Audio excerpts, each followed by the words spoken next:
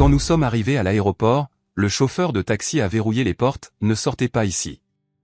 Dans 5 minutes, vous comprendrez pourquoi. Il avait l'air effrayé, alors je l'ai écouté. Puis 3 voitures de police nous ont entourés. Ce soir-là, quand j'ai apporté à l'aéroport le portefeuille que mon mari avait oublié à la maison, je pensais simplement faire mon devoir d'épouse attentionnée. En arrivant au terminal à minuit pile, le chauffeur du VTC que j'avais commandé a soudainement verrouillé toutes les portes. D'une voix tendue, il a dit « Ne sortez pas ici. S'il vous plaît, faites-moi confiance. » Je me suis figé et j'ai demandé « Pourquoi, monsieur ?» Il était pâle de peur et a seulement marmonné « Vous comprendrez dans 5 minutes. » Je suis restée silencieuse, essayant de respirer profondément et obéissant à ses paroles, n'imaginant jamais que, 5 minutes plus tard exactement, 3 voitures de police nous encercleraient complètement. Je n'aurais jamais pensé que cette nuit-là finirait par changer toute ma vie.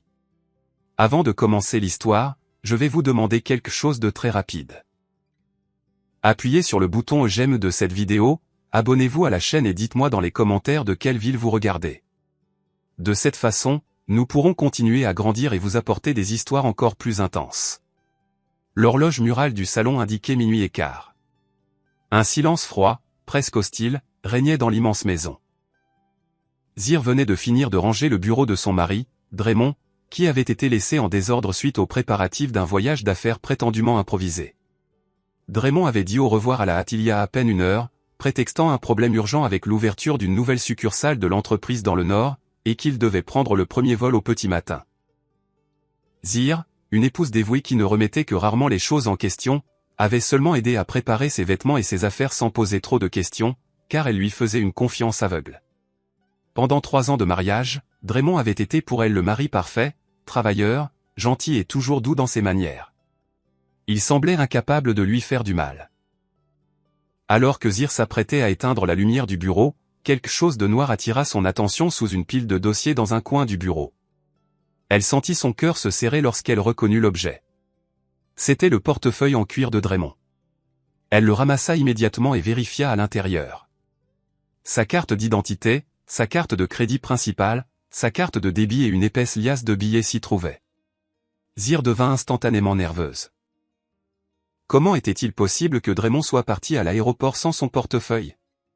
Sans pièce d'identité, il ne pourrait pas embarquer. Sans carte ni argent liquide, il aurait des difficultés pendant son voyage.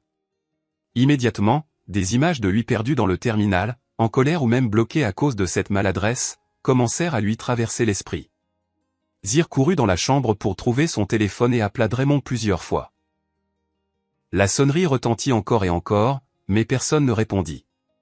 Elle pensa qu'il était peut-être en voiture en route pour l'aéroport, qu'il avait mis son portable en silencieux ou qu'il parlait à quelqu'un.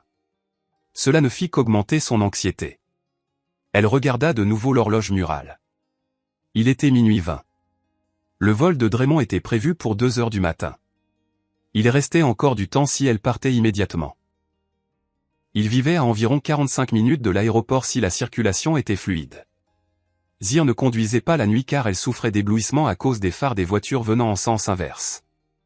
De plus, le chauffeur de la famille était rentré chez lui au coucher du soleil. Sans réfléchir à 2 fois, elle décida de commander un VTC via une application. Avec des doigts tremblants, elle ouvrit l'application sur son mobile. Elle devait lui apporter ce portefeuille à tout prix. Elle ne voulait pas que Draymond ait des ennuis pour quelque chose qu'elle pouvait arranger.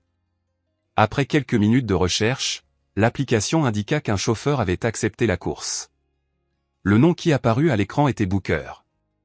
La voiture était une berline noire, et elle était très proche de leur résidence sécurisée. Il arriverait dans environ 5 minutes. Zir mit rapidement son hijab. Elle boutonna un épais manteau pour se protéger de l'air glacial de la nuit et serra le portefeuille de Draymond avec une telle force qu'elle semblait s'accrocher à sa propre vie. 5 minutes plus tard, une berline noire s'arrêta devant le portail. Zir sortit, ferma à clé et descendit dans la rue. Elle ouvrit la portière arrière de la voiture et s'installa sur le siège. La climatisation lui frappa le visage d'un froid artificiel qui contrastait avec le silence de la nuit. Sur le siège avant était assis un homme noir d'âge moyen, aux tempes déjà grisonnantes. Il regarda Zir à peine une seconde dans le rétroviseur. Il avait un regard perçant mais un visage sans expression. Zir le salua poliment. Elle s'excusa d'avoir demandé une course si tard et expliqua qu'elle devait se rendre au terminal des départs nationaux de l'aéroport. Monsieur Booker hocha simplement la tête sans se retourner et démarra la voiture lentement, laissant derrière lui la zone des maisons de luxe. Un silence étrange régnait à l'intérieur de la voiture. La radio n'était pas allumée. Il n'y avait ni jazz léger, ni cette petite tentative de conversation que beaucoup de chauffeurs font pour briser la glace. Seul le bruit du moteur et le frottement des pneus sur l'asphalte se faisaient entendre. La berline avançait sur l'autoroute presque déserte tandis que les lampadaires baignaient l'intérieur du véhicule d'une faible lumière orangée. Zir continuait de regarder l'écran de son téléphone, espérant que Draymond la rappellerait, mais l'écran restait noir. Elle lui envoya un SMS rapide pour lui dire qu'elle était en route pour l'aéroport afin de lui apporter son portefeuille, mais le message resta non distribué, sans accuser de lecture. Elle pensa que sa batterie était peut-être morte ou que la couverture réseau était mauvaise sur la route de l'aéroport. Elle essaya de se calmer, s'adossa au siège et tenta de réguler sa respiration. Cependant, il y avait quelque chose dans le comportement de Booker qui commençait à la déstabiliser. Zir remarqua que le chauffeur regardait trop fréquemment dans le rétroviseur, vérifiant à la fois ses mouvements et ce qui se passait derrière la voiture. Toutes les quelques minutes, ses yeux croisaient les siens dans le reflet. Cette insistance la mettait mal à l'aise. Elle ajusta son manteau, serra son sac à main où elle avait rangé le portefeuille de Draymond, et sentit une pointe de peur. Soudain, toutes les histoires de crimes commis dans des VTC qu'elle avait lues sur les réseaux sociaux lui revinrent à l'esprit. Elle était une femme seule au milieu de la nuit dans une voiture avec un inconnu sur une autoroute déserte. Elle essaya de chasser ses pensées, récita des prières en silence et se dit que Booker n'était sûrement qu'un homme sérieux, silencieux et fatigué. Pour se distraire, Zir se tourna vers la fenêtre. Les hauts immeubles du centre-ville s'estompaient derrière eux, remplacés par les zones plus sombres et ouvertes typiques de la route menant à l'aéroport. La vitesse de la voiture était constante, ni trop rapide, ni trop lente. Booker conduisait avec une prudence presque exagérée, changeant de voie encore et encore comme pour éviter d'autres véhicules, même s'il n'y avait presque pas de circulation. 1 heure plus tard, les lumières intenses de l'aéroport commencèrent à briller au loin. Zir expira, soulagée. Elle vérifia son téléphone. Il était 1 heure exactement. Il restait encore 1 heure avant le décollage du vol de Draymond. Elle était convaincue qu'il serait à la zone d'enregistrement, cherchant nerveusement son portefeuille. Elle imagina son visage soulagé en la voyant arriver avec et sourit, fière d'être une épouse si attentionnée. La voiture entra dans la zone de l'aéroport. Booker semblait se diriger vers la zone habituelle des départs où l'éclairage était vif et où il y avait toujours des gens qui allaient et venaient. Cependant, au lieu de s'arrêter devant le hall principal, il continua à avancer lentement jusqu'au bout de la zone de dépose des passagers. Cette extrémité était presque dans l'obscurité, avec plusieurs lampadaires grillés, et elle était beaucoup plus solitaire. Zir fronça les sourcils. Elle était sur le point de demander au chauffeur de s'arrêter à l'entrée centrale, mais ses mots se figèrent lorsqu'elle vit l'expression de Booker dans le miroir. Le visage de l'homme était tendu, perlé de sueur froide, comme s'il retenait son souffle. La voiture s'arrêta à côté d'une grande colonne de béton qui séparait la zone publique du parking VIP. Il n'y avait personne dehors, pas de porteur, pas d'autres passagers, pas de garde de sécurité visible, seulement l'obscurité et le vent glacial du petit matin. Zir sentit la chair de poule sur sa peau. Son instinct lui hurlait que quelque chose n'allait pas. Elle voulut ouvrir la porte dès que le véhicule s'arrêta complètement pour courir vers l'intérieur illuminé du terminal et trouver Draymond. Elle posa la main sur la poignée et tira, mais la porte ne bougea pas. Elle essaya à nouveau avec plus de force. Rien. Elle essaya d'ouvrir de l'autre côté. Pareil. Les portes étaient verrouillées depuis la commande centrale à côté du siège du conducteur. Une panique brûlante envahit sa poitrine. Elle commença à halter. Elle frappa à la fenêtre pour attirer l'attention de quiconque passerait par là, mais l'endroit restait désert.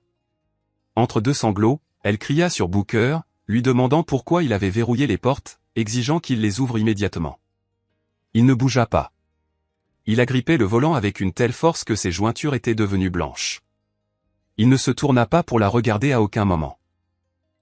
Ses yeux étaient fixés sur le trottoir sombre à côté de la voiture, comme s'il s'attendait à ce que quelque chose de terrible en sorte.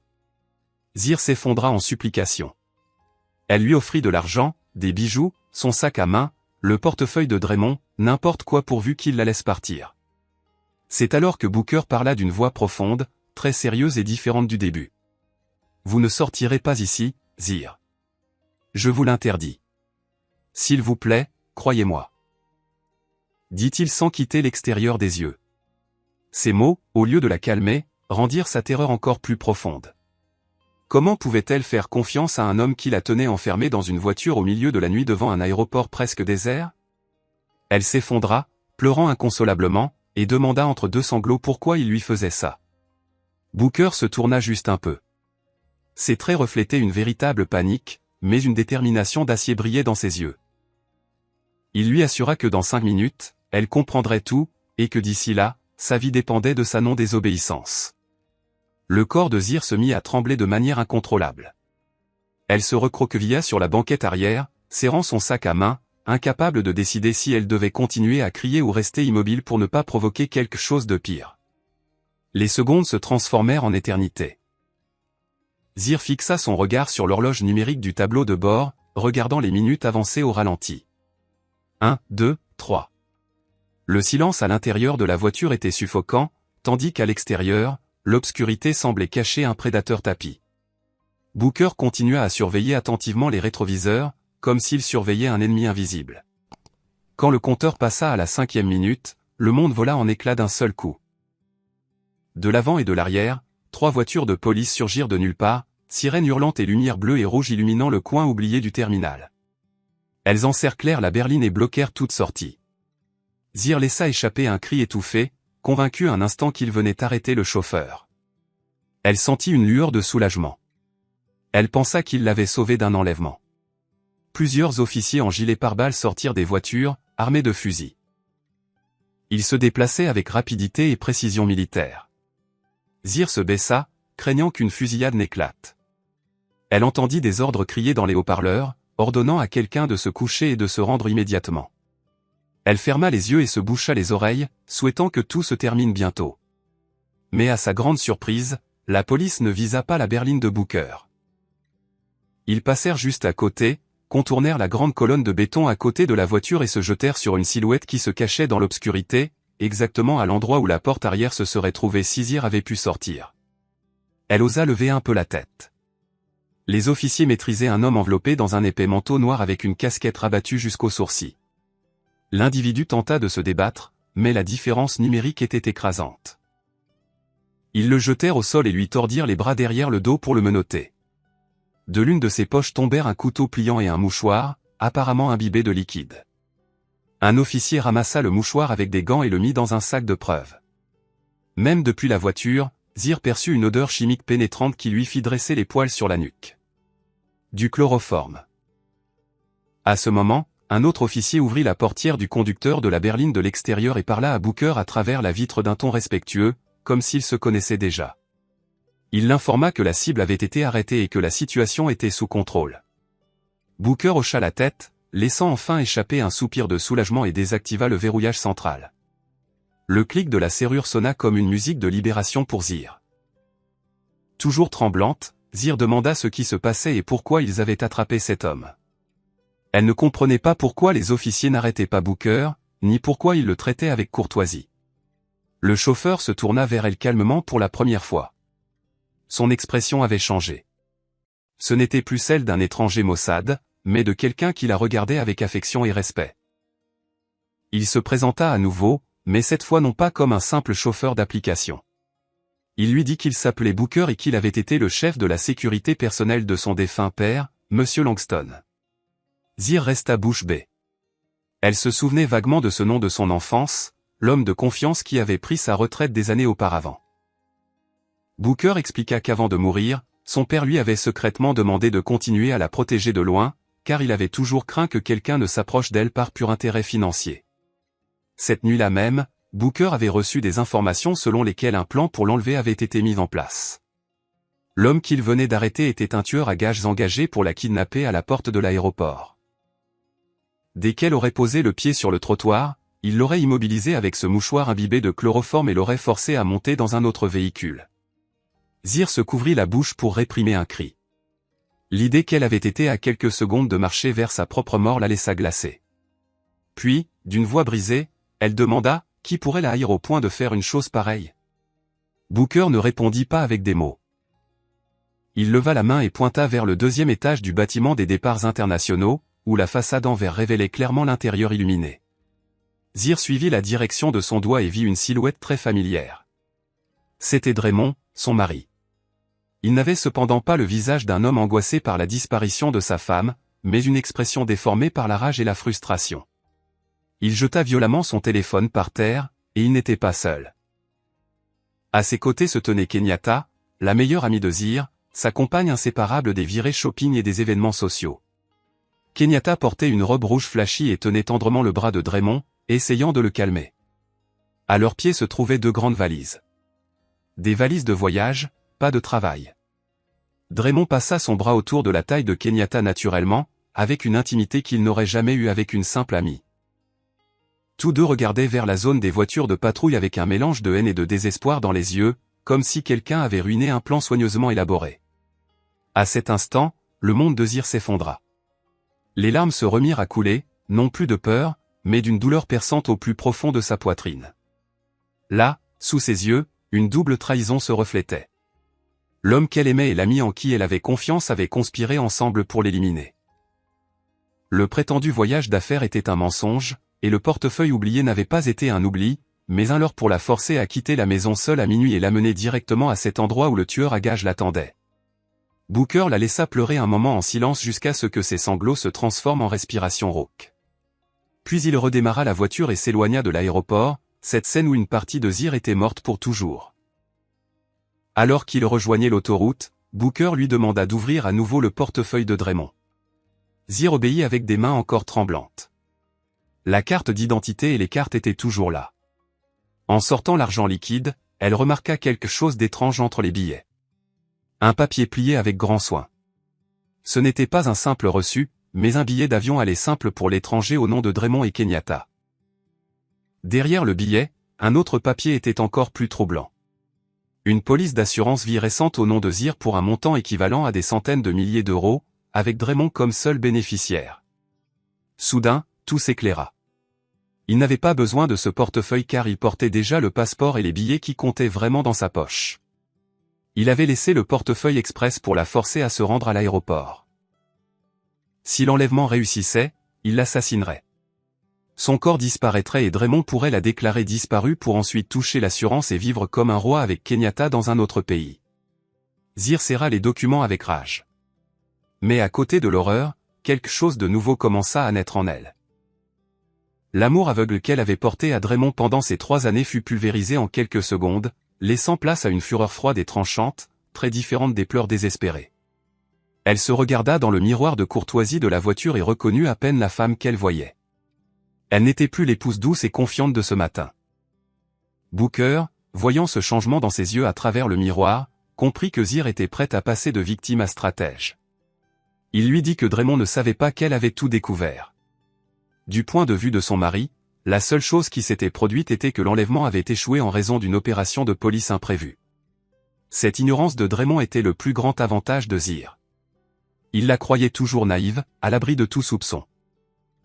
Booker lui recommanda de rentrer chez elle et de faire comme si rien ne s'était passé, comme si elle n'avait jamais mis les pieds à l'aéroport. Ils avaient besoin de temps pour préparer une riposte, protéger les biens de Zir et rassembler des preuves. L'ancienne version d'elle, la femme aveugle et docile, fut enterrée cette nuit-là sur le parking de l'aéroport. Une nouvelle Zir fit surface, prête à se venger avec patience et précision.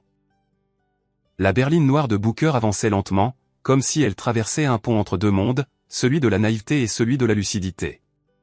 À l'intérieur de la voiture, le silence revint, mais ce n'était plus le malaise d'avant, mais un calme dense chargé de douleur et de détermination. Zir continuait à serrer son sac à main comme s'il s'agissait d'un gilet de sauvetage au milieu de la tempête qui avait dévasté sa vie en moins d'1 heure. Ses larmes avaient séché, laissant une piqûre rugueuse sur sa peau.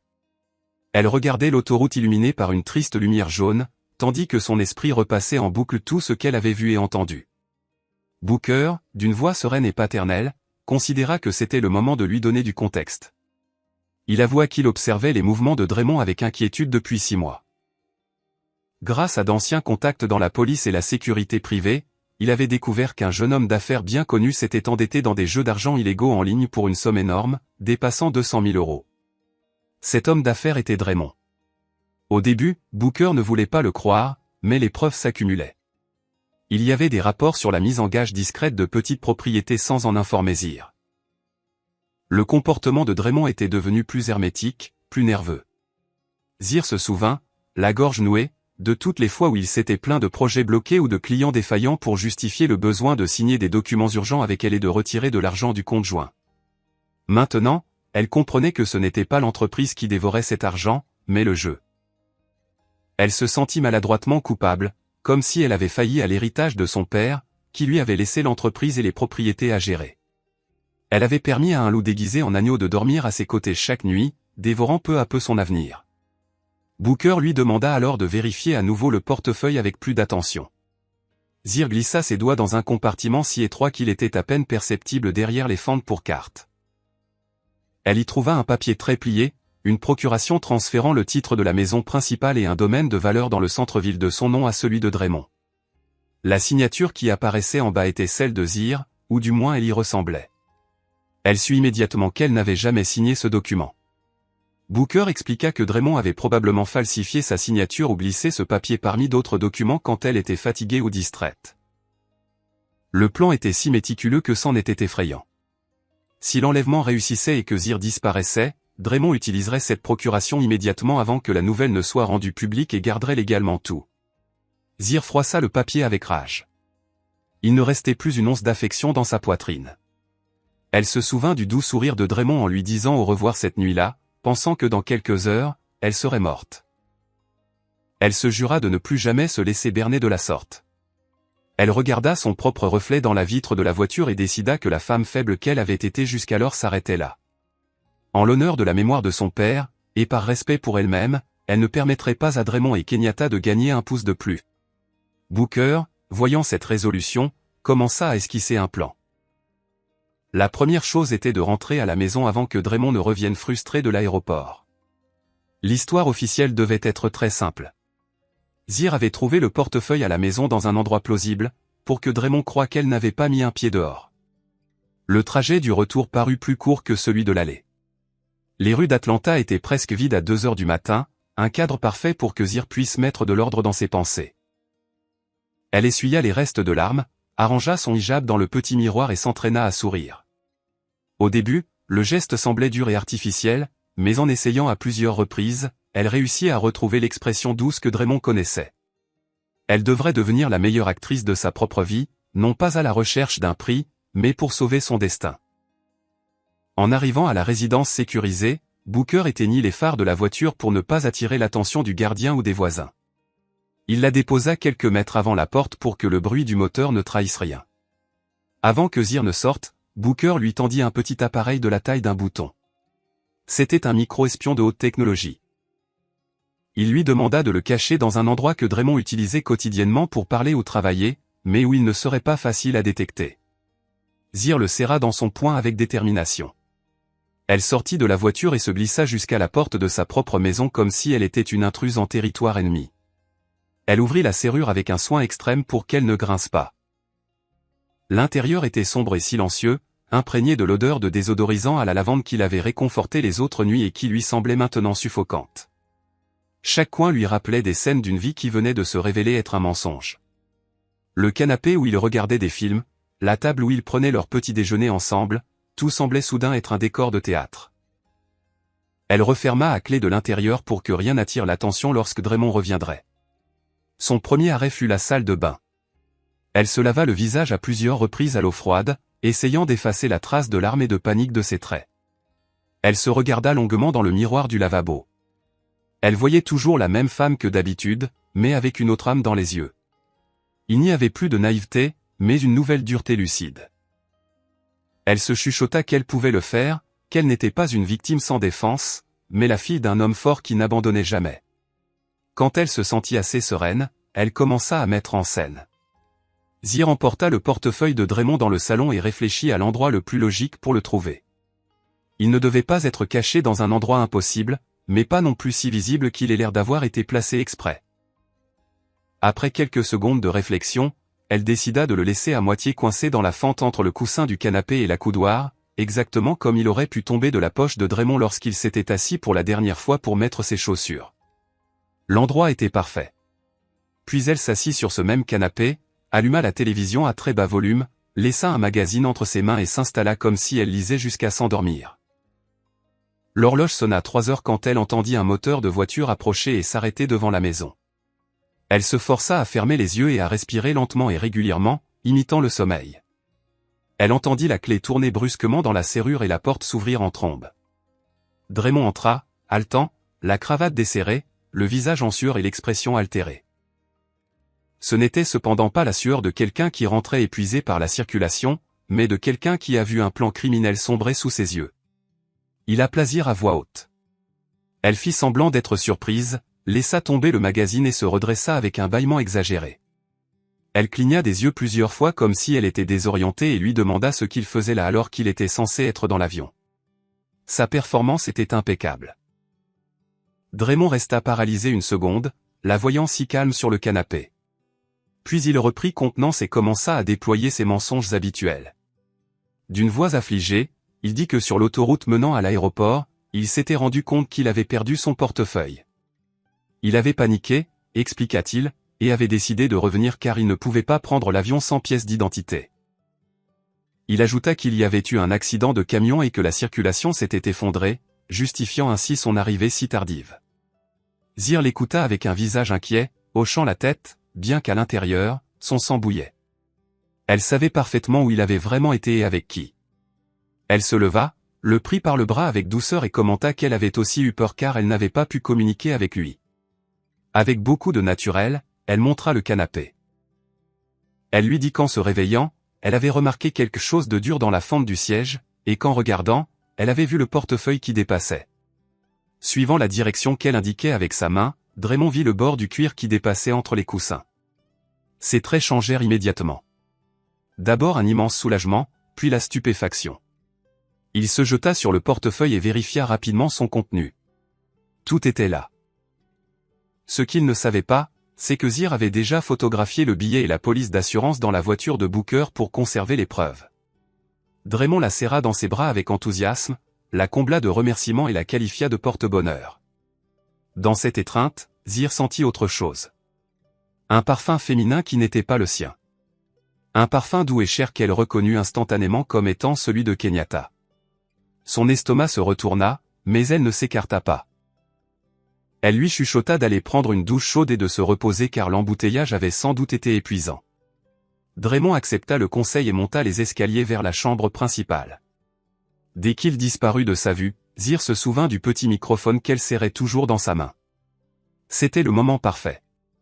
Prétextant qu'elle allait préparer une serviette propre, elle monta après lui. Elle entendit l'eau couler dans la salle de bain. Il n'y avait pas de temps à perdre. Le costume de Draymond était jeté sur le lit, mais Zir eut une pensée plus pratique. Le costume pouvait changer tous les jours. Il leur fallait un objet qui l'accompagnait toujours. Ses yeux s'arrêtèrent sur la mallette en cuir qu'il adorait, un cadeau de sa part pour son anniversaire qu'il ne quittait jamais. Elle ouvrit une petite poche intérieure de la mallette, normalement destinée aux pièces de monnaie ou aux clés, et plaça le microphone dans le coin le plus profond, en appuyant avec son doigt pour s'assurer qu'il restait bien fixé et caché. Elle referma la fermeture éclair juste au moment où la porte de la salle de bain s'ouvrit. Draymond sortit avec seulement une serviette autour de la taille. Zir se tourna avec un sourire tendre et lui tendit les vêtements propres qu'elle avait préparés, aussi serviables que toujours. Il l'embrassa sur le front sans imaginer qu'à partir de ce moment, chaque conversation importante qu'il aurait avec cette mallette à proximité serait enregistrée. Cette nuit-là, ils dormirent dans le même lit, mais avec leurs âmes aux pôles opposés. Draymond tomba dans un sommeil profond, convaincu que son plan raté était passé sans laisser de traces et planifiant peut-être une nouvelle stratégie avec Kenyatta. Zir, en revanche, resta éveillée, fixant le plafond de la chambre. Elle portait des écouteurs discrets connectés à l'application du micro-espion sur son mobile. Elle savait qu'un homme comme Draymond ne tarderait pas à contacter sa complice. Juste avant l'aube, elle fit semblant de se lever pour boire de l'eau et se rendit à la cuisine, le téléphone à la main. Dans l'application, elle vit que l'appareil était actif et captait du son à l'intérieur de la mallette. Elle entendit le bruit de la circulation, puis la sonnerie d'une autre ligne. Draymond utilisait un téléphone prépayé caché dans la mallette pour appeler quelqu'un. Dès qu'une voix féminine répondit à l'autre bout du fil, Zir sentit un frisson. C'était Kenyatta. La conversation qui suivit fut tout sauf romantique. Il n'y eut pas de mots doux, mais des insultes, des reproches et de la panique. Draymond maudit la police et l'opération qui avait ruiné son plan à l'aéroport. Il cria que le délai pour payer ses dettes de jeu expirait le lendemain et qu'il devait plus de 200 000 €. S'il ne payait pas, les voyous travaillant pour l'usurier viendraient à sa maison et à son bureau, ruinant sa réputation et l'envoyant peut-être en prison. Kenyatta, aussi nerveuse que lui, mais plus calculatrice, lui rappela le plan alternatif, le vieil entrepôt hérité du père de Zir, où il croyait que des lingots d'or et des titres de propriété non encore enregistrés étaient conservés. Le problème était le même que toujours. Seul Zir connaissait le code du coffre-fort qui, selon les rumeurs, s'y trouvait.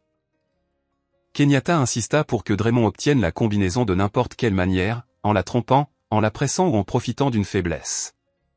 Il accepta l'idée et dit que cet après-midi même, il rentrerait à la maison chargé de cadeaux pour l'amadouer.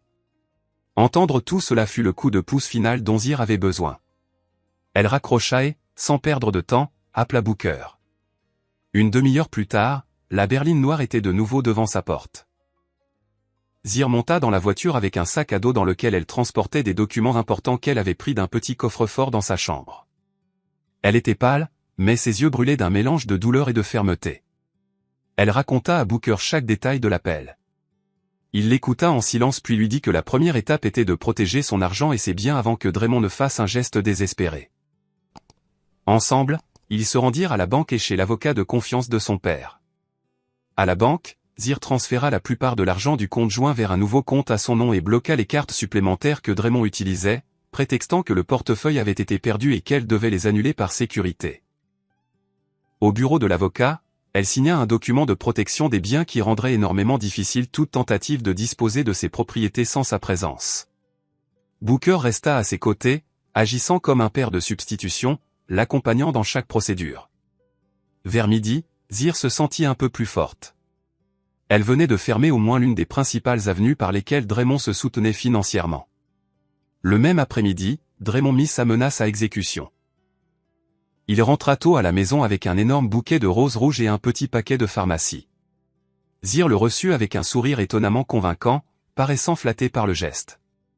Il lui tendit les fleurs, l'embrassa sur la joue et lui donna le paquet, expliquant qu'il s'agissait d'un complément de vitamines importé, très cher, qu'il avait acheté juste pour elle parce qu'il l'avait trouvée fatiguée et pâle ces derniers temps.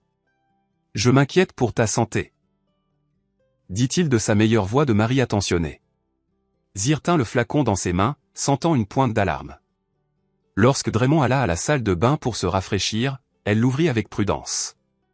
Le seau semblait avoir été altéré et mal recollé. Elle vida une capsule dans sa paume. Son apparence ne correspondait pas à celle de vitamines ordinaires et elle avait une fine poudre blanche à la surface.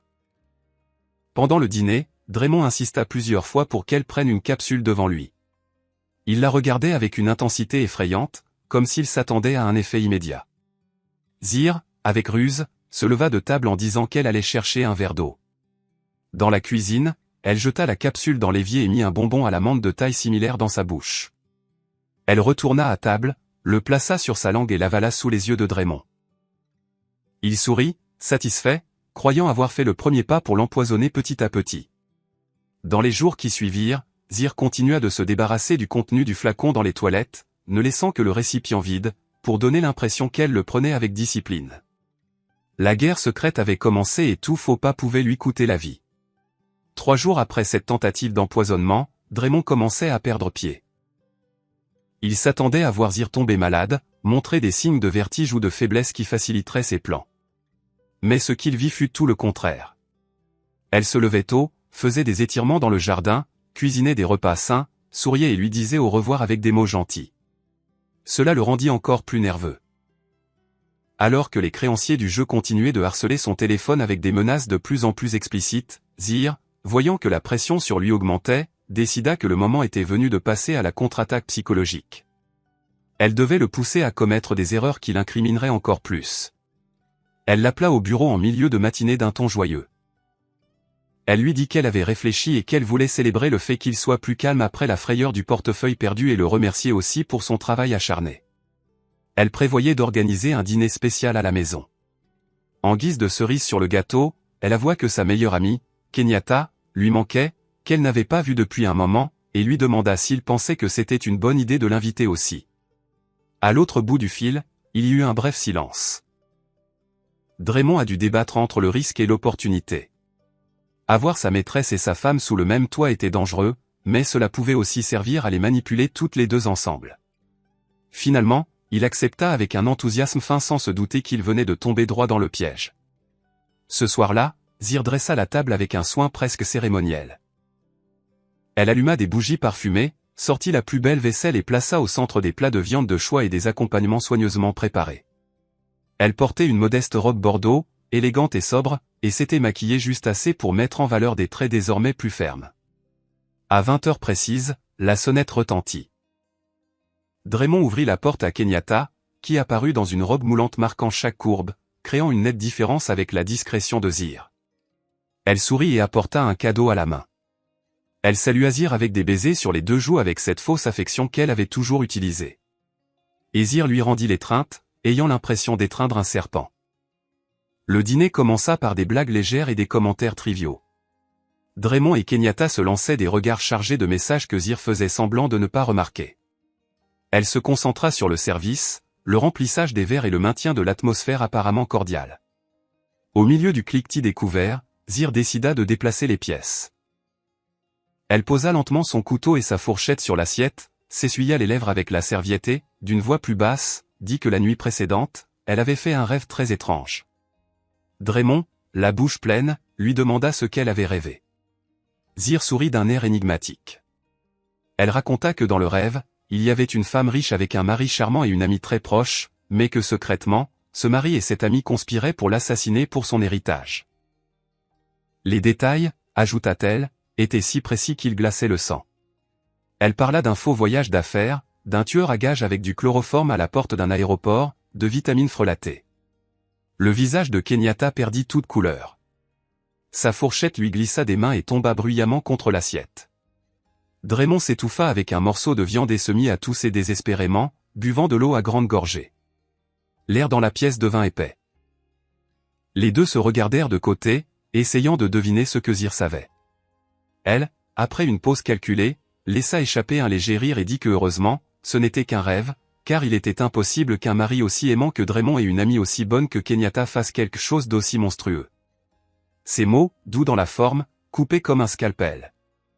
Avant qu'il ne puisse reprendre le contrôle, Zir lança le coup de grâce. Elle dit que ce rêve l'avait fait beaucoup réfléchir à la mort et que, poussée par une sorte d'illumination spirituelle, elle était allée ce jour-là même chez l'avocat. Elle commenta avec un geste serein qu'elle avait complètement modifié son testament. Elle expliqua que si elle mourait subitement ou dans des circonstances douteuses avant l'âge de 60 ans, 100% de ses biens, y compris la maison, les terrains, les comptes bancaires, les actions et le contenu du coffre-fort familial, seraient automatiquement donnés à une fondation pour les orphelinats et à une association caritative contre le cancer. Ni son mari ni aucun autre parent ne recevrait un seul euro. Elle justifia sa décision en disant que Draymond était un homme capable qui pouvait gagner sa vie par lui-même sans dépendre d'un héritage. La pièce fut plongée dans un silence brutal. Draymond se raidit, fixant le vide comme si quelqu'un venait de lui arracher le sol sous les pieds. Kenyatta ouvrit la bouche mais ne trouva pas de mots. Tout l'effort pour éliminer Zir et garder son argent avait été neutralisé en un instant. La tuer n'avait plus de sens. Si elle mourait, ils n'auraient rien à hériter au-delà de leurs propres dettes. Zir les regarda, pencha la tête et, avec un sourire doucement venimeux, demanda s'il voyait quelque chose de mal à sa décision, si peut-être ce n'était pas digne de destiner l'argent à la charité. Draymond balbutia que c'était une réaction exagérée, et qu'elle devait penser à l'avenir de la famille. Zir l'interrompit avec une politesse ferme, insistant sur le fait qu'elle le faisait précisément en pensant à son avenir spirituel. Elle termina son morceau de viande comme si de rien n'était, tandis qu'en face d'elle, deux âmes avides s'effondraient dans un désespoir silencieux. Ce qu'aucun d'eux ne savait, c'est que dans un coin de la salle à manger, une petite lumière d'une caméra cachée installée par Booker clignotait, enregistrant chaque geste, chaque regard de panique. Ce dîner fut la première pièce d'un dossier de preuves qui démantèlerait complètement la version de Draymond et Kenyatta au tribunal. Cette même nuit, incapables de dormir, Draymond et Kenyatta se réfugièrent dans le petit appartement qu'elle avait dans une autre partie de la ville, leur cachette secrète, qui était maintenant devenu un abri de panique. Le téléphone de Draymond n'arrêtait pas de vibrer avec des appels et des messages de numéros étrangers chargés de menaces et de photos déplaisantes. Les bookmakers n'allaient plus attendre. Draymond faisait les 100 pas, débraillé, hagard, de plus en plus au bord de l'effondrement. Il savait qu'avec le Nouveau Testament, tuer Zir serait inutile. Obtenir l'héritage par la voie rapide était exclu. Kenyatta, fumant nerveusement sur le canapé, le blâmait pour tout. Elle lui rejeta la responsabilité de ne pas avoir contrôlé sa femme et de lui avoir permis de changer le testament. Ils se disputèrent, criant des insultes de plus en plus cruelles. Cependant, plus l'horloge avançait, plus ils voyaient clairement qu'ils avaient besoin d'argent immédiatement. S'ils ne pouvaient pas éliminer Zir, ils n'avaient que l'option de la briser. Draymond décida de donner une nouvelle tournure à la violence. Il comploterait un enlèvement domestique. Il engagerait 3 voyous pour entrer dans la maison, attacher Zir et la torturer physiquement et psychologiquement jusqu'à ce que, affaiblie, elle signe une révocation du testament et plusieurs procurations pour le transfert de biens. Il n'était plus intéressé à prétendre être le mari parfait. Sa vie était en jeu et le masque tombait. Le lendemain, Draymond ne rentra pas à la maison. Il envoya un SMS disant qu'un audit urgent était survenu à l'entreprise et qu'il devrait y rester dormir. En réalité, il rencontra 3 criminels costauds dans un café en périphérie de la ville. Il leur promit une bonne paie s'ils parvenaient à obtenir les signatures nécessaires de Zir. Quand le soleil commença à se coucher et que le ciel mourut orange, Draymond, Kenyatta et les voyous montèrent dans une camionnette aux vitres teintées en direction de la maison de Zir. De l'extérieur, la résidence était silencieuse. Il n'y avait pas de lumières allumées à l'entrée. Quelque chose d'étrange car Zir allumait habituellement la lumière du porche avant la tombée de la nuit. Sa voiture était toujours dans le garage, ce qui signifiait en théorie qu'elle était à l'intérieur. Draymond ouvrit le portail avec une clé de rechange et marcha le cœur battant. Il fit signe aux voyous de se préparer. Il mit la clé dans la serrure de la porte principale et la tourna soigneusement. La porte s'ouvrit sans résistance. Ils entrèrent comme une vague au rez-de-chaussée, prêts à maîtriser quiconque ils trouveraient. Les voyous vérifièrent le salon, la cuisine et les chambres d'amis. Draymond et Kenyatta coururent jusqu'à la chambre principale où Zir se reposait habituellement quand elle était à la maison. Draymond défonça la porte et cria son nom d'un ton menaçant. La chambre était vide. Le lit impeccablement fait, le placard intact. Il commença à vérifier la salle de bain, le bureau, chaque recoin de l'étage supérieur. Rien. La maison semblait abandonnée. Terrifié par la possibilité que Zir ait réussi à s'échapper, Draymond redescendit dans le salon. Les voyous confirmèrent qu'il n'y avait personne dans toute la maison. Dans un accès de rage, il donna un coup de pied dans une table basse en verre, brisant un vase en 1000 morceaux. Puis, un son doux brisa le silence. Un ordinateur portable posé sur la table centrale s'était allumé, avait émis une notification et l'écran s'était soudainement illuminé. Draymond, Kenyatta et les voyous s'approchèrent avec méfiance.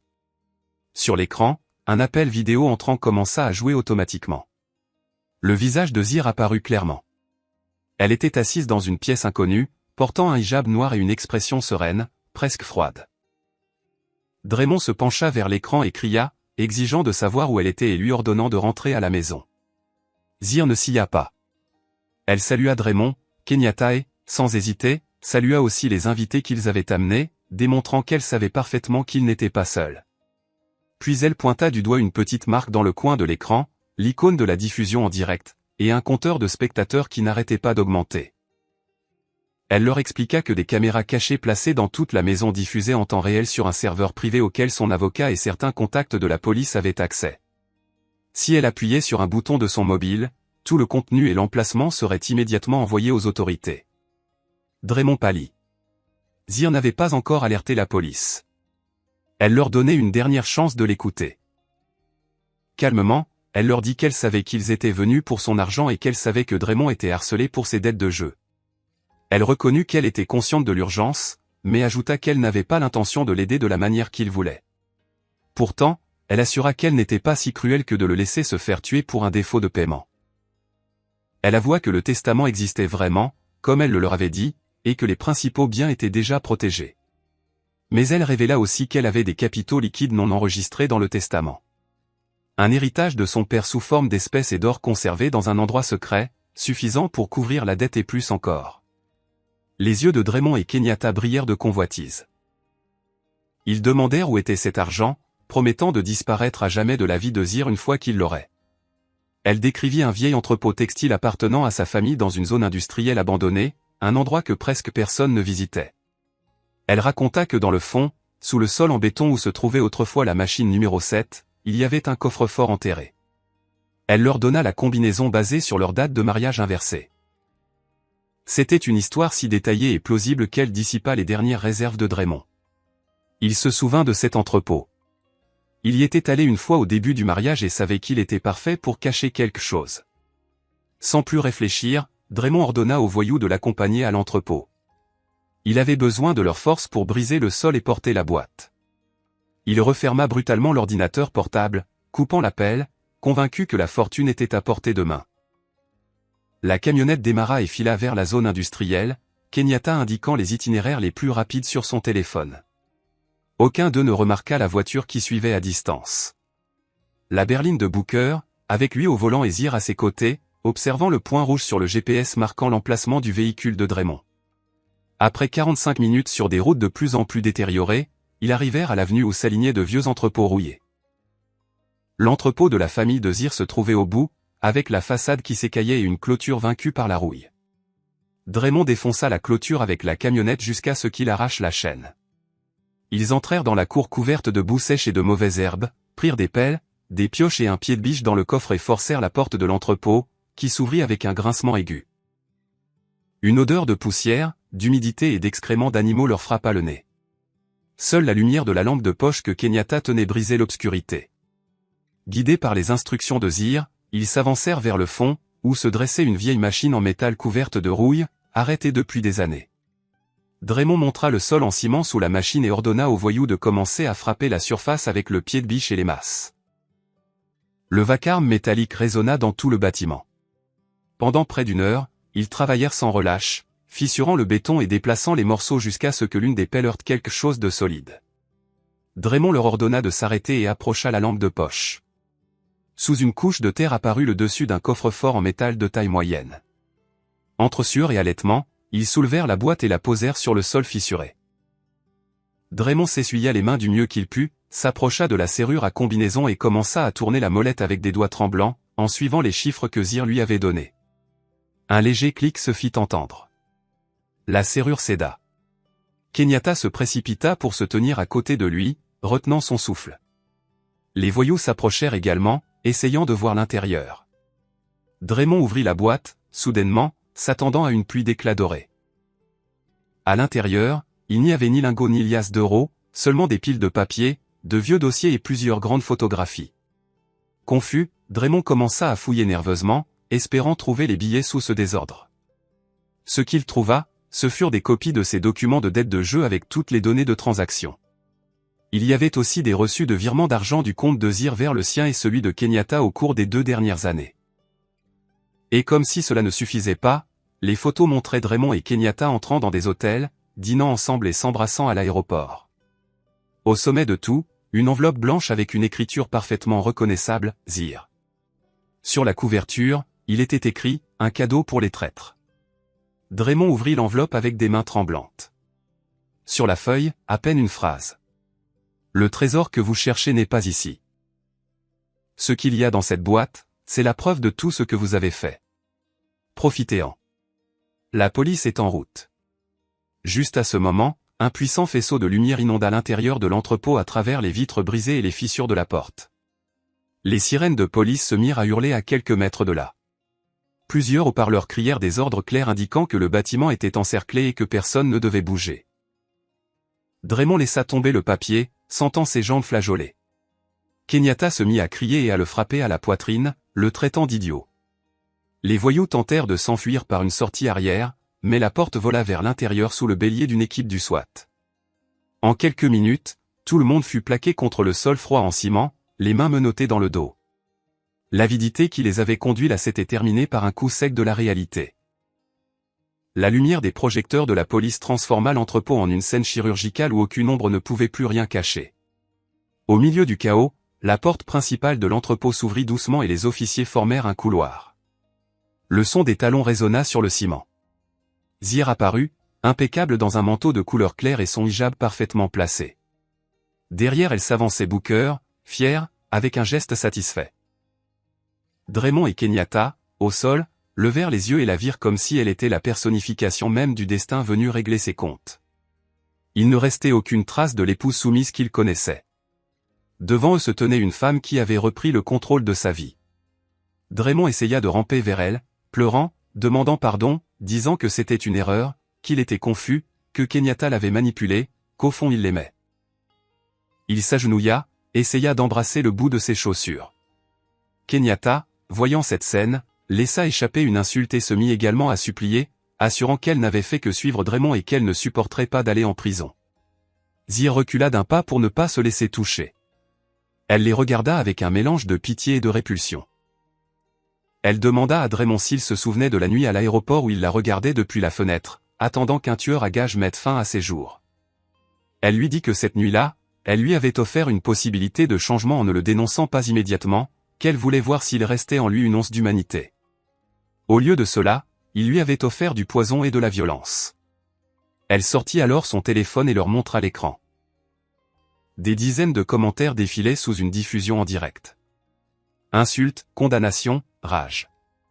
Elle raconta que ce qui se passait dans cet entrepôt ainsi que la tentative d'enlèvement prévue à son domicile avait été enregistrée et diffusée à un cercle de personnes de confiance. Ses anciens partenaires, ses voisins et ses parents avaient vu le vrai visage de Draymond et Kenyatta.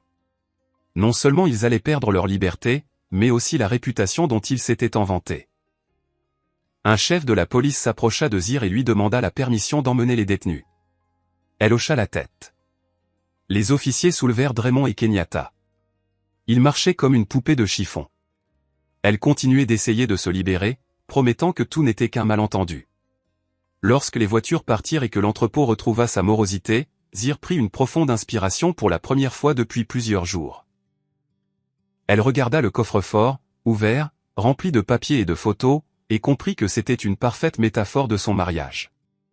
Un contenant qui de l'extérieur semblait solide et précieux, mais qui à l'intérieur était plein de déchets. Elle se tourna vers Booker, qui l'attendait près de la porte, et hocha la tête.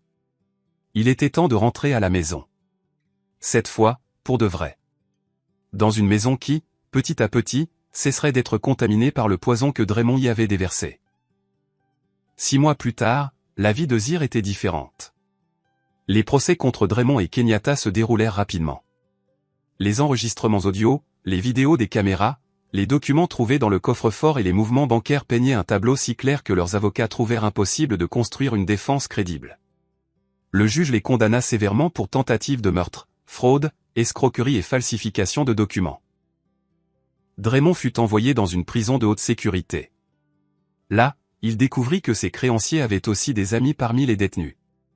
Ses journées se remplirent de menaces, d'extorsions et de coups. Ses costumes chers et son aura d'homme respectable avaient été laissés derrière.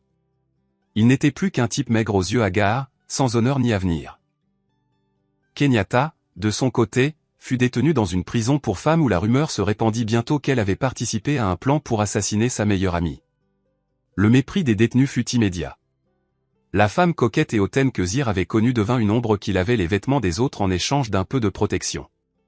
Chaque nuit, elle se repentait en larmes, mais la culpabilité ne changeait plus rien. La place qu'elle aurait pu occuper aux côtés d'une amie loyale, elle l'avait remplacée par une cellule et une vie marquée à jamais.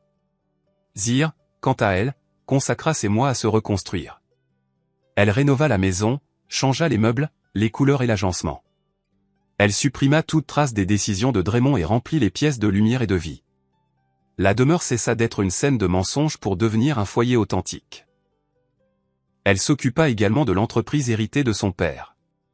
Accompagnée d'avocats et de conseillers, elle détecta et expulsa ceux qui avaient collaboré avec Draymond dans des manœuvres douteuses. Elle mit en place de nouveaux contrôles, favorisa une culture de la transparence et découvrit qu'en réalité, elle avait un grand talent pour les affaires. Elle n'était pas seulement la fille du propriétaire. Elle était la directrice qui guidait l'entreprise vers une nouvelle étape de croissance. Sa silhouette devint connue dans les cercles d'affaires. Elle commença à être invitée à des conférences et des séminaires sur le leadership féminin. Elle racontait son histoire avec discrétion, sans nommer de nom, en se concentrant sur la manière dont une femme peut surmonter la trahison et prendre les rênes de son destin. Le hijab qu'elle portait avec élégance n'était pas seulement un vêtement de foi, mais un symbole de la force qu'elle avait trouvée en elle-même. Ses employés la regardaient avec un respect sincère, non par peur, mais parce qu'ils voyaient en elle quelqu'un qui était tombé au plus bas et qui s'était relevé sans renoncer à sa dignité. Un matin radieux, Zir arriva au même aéroport où sa vie avait failli prendre fin. Cette fois, cependant, elle y alla le cœur léger et avec une petite valise de voyage. Elle portait une tenue confortable et élégante dans des tons doux, avec des lunettes de soleil et un sourire calme. Booker l'accompagna jusqu'à la zone d'embarquement VIP. Il n'était plus seulement l'ancien homme de sécurité de son père. Il était son bras droit dans l'entreprise et, par-dessus tout, un membre de la famille que Zir avait choisi. S'arrêtant près de la colonne de béton où, des mois auparavant, on avait voulu la tuer, Zir regarda l'endroit de côté. Le souvenir ne faisait plus mal. Il lui rappelait seulement le chemin parcouru. Booker lui demanda, presque avec une fierté paternelle, si elle était prête pour le voyage. Zir hocha la tête.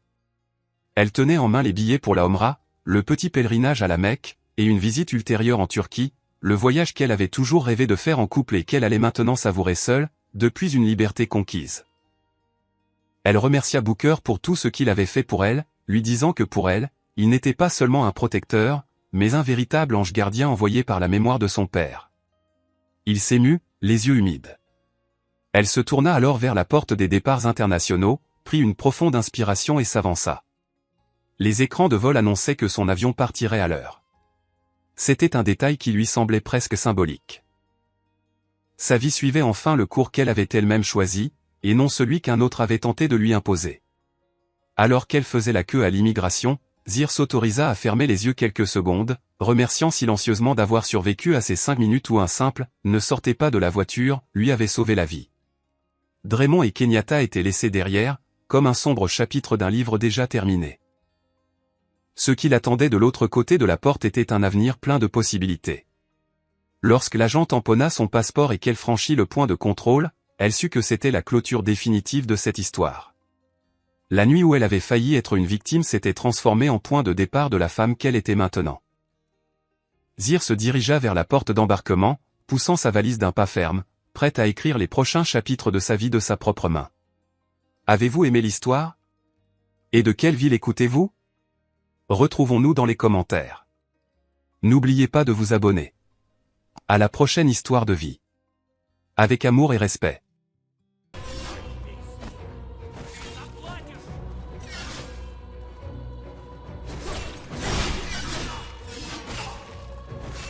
Мама, блядь!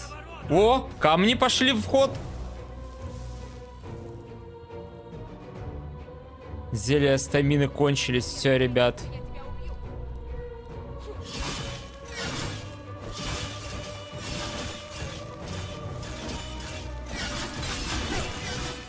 Все, я понял.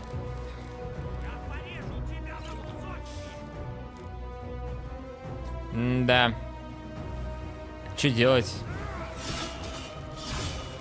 Ждать час, пока стамина зарегенится.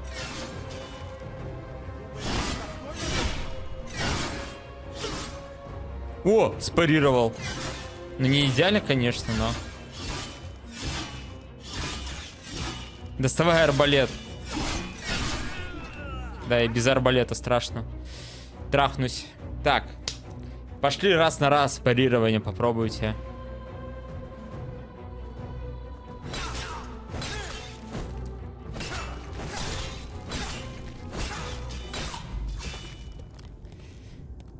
Больше не буду пробовать даже.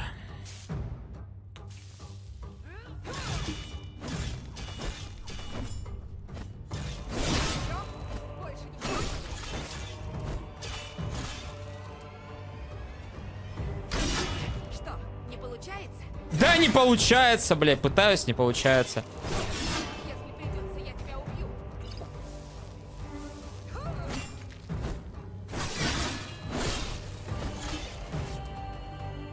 Э-э-э!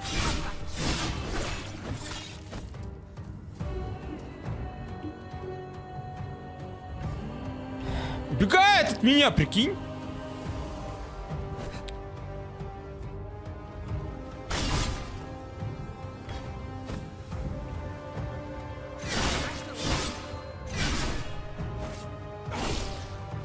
Ворота лучше работают.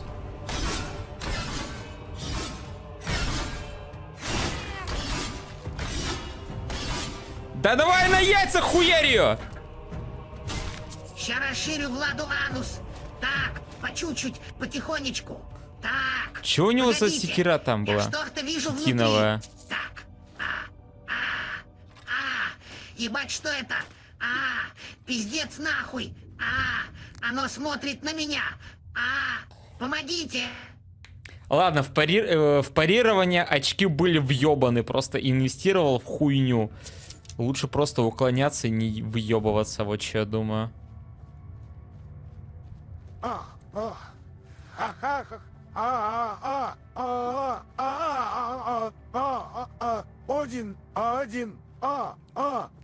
Один прямой офицел. Ну, ха-ха-ха-ха. Ну, ха-ха-ха-ха-ха. Ну, ха-ха-ха-ха-ха. Ну, ха-ха-ха-ха. Че я там залутал-то хоть?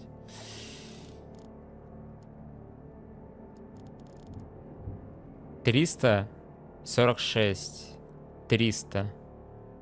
Бонус комплекта повышает волю на 4 единицы. Повышает регенерацию здоровья на 20. Один правильный целта. Осуждаю, на всякий случай. Но я тебя запомнил. Дельвара записали в списочек. Плохишей.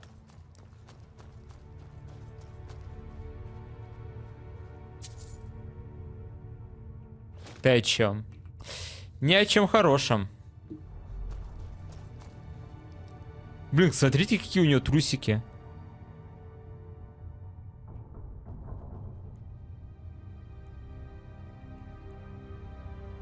Че думал вообще? Нормальные трусы? Хотели бы все такие?